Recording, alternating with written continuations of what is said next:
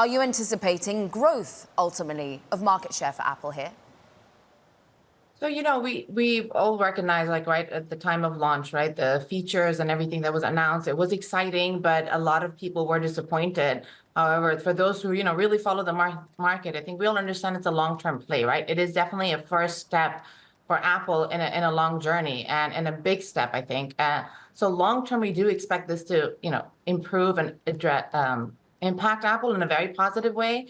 But this year, we're not expecting iPhone 16 launch, despite the hype and the marketing and the introduction of Apple Intelligence, even if it's, a little bit rolled out a little later, we don't expect that to cause an upgrade cycle this year. We think things will be slow to pick up. But next year, however, we are expecting a 4% growth for Apple. Why? Why the 4% acceleration?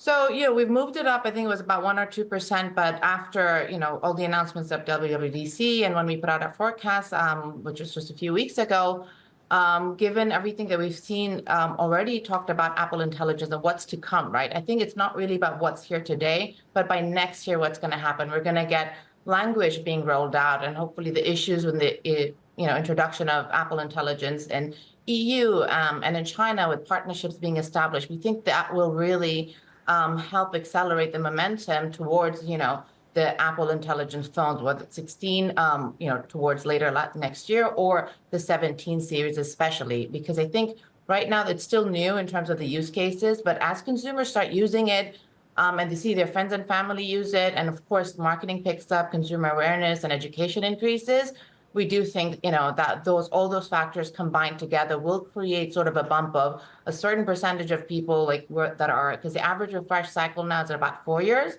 and even 5 years, right? We know plenty of people that have iPhone 11s and iPhone X, but next year we're thinking it's going to lead to those with the 13s or the 14s even thinking, hey, you know what, I want the 17. So.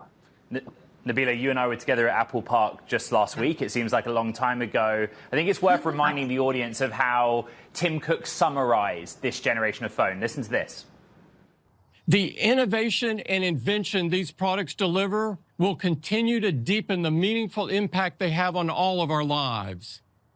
I'm proud of our teams and what they've accomplished, and I can't wait for you to experience these amazing products.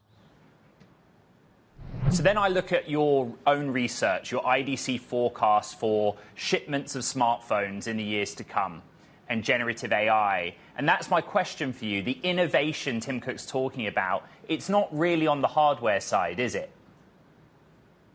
No, and they drove that message very, very clearly, right? It's really about the change in the user experience, right? How is these new features going to improve your life, and how are they going to make your lives easier? And of course, they showcase some of those use cases, but I think it's just really, in the long run, going to change the complete way we interact with our smartphones, right? And I think that's when Gen AI or the super cycle of refresh will really, really kick, when those digital assistants start coming into play, where we can just talk to our phones rather than having to go into multiple apps to do the tasks we need to do. And I'm really excited for when that happens.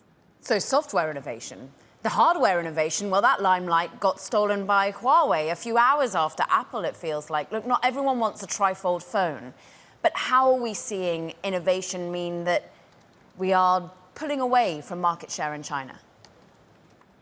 So definitely Huawei's launch, did get a lot of attention, and they were trying to showcase in a different way, right? This is our on the hardware side, right, with a foldable device.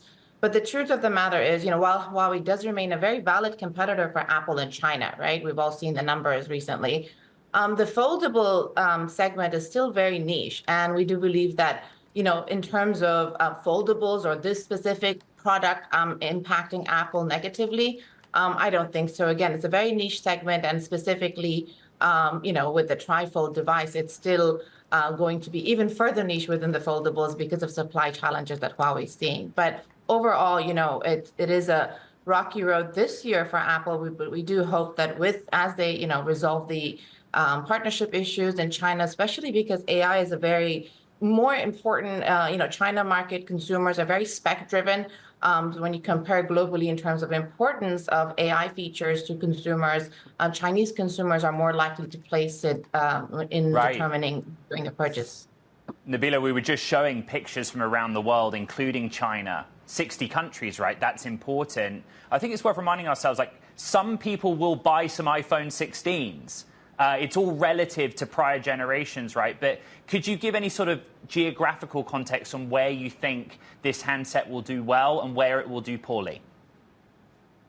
In terms of, this coming for the rest of this year, we think definitely there's a large installed base of users, right? Like I mentioned, I'm sure we all, iPhone 11s and X, and regions where the refresh cycles are longer. I think developed markets where Apple has larger share, right? Where there's lots of those installed base of older models. I think those are the regions that will this year. So essentially, it's not really Apple Intelligence that's going to motivate them to buy. It's time for them to upgrade anyway. And I think those new buyers or shorter refresh cycles, that's going to happen next year, especially with the trade-in promotions, right? Right now, it's more of a future-proof device with the Apple iPhone 16.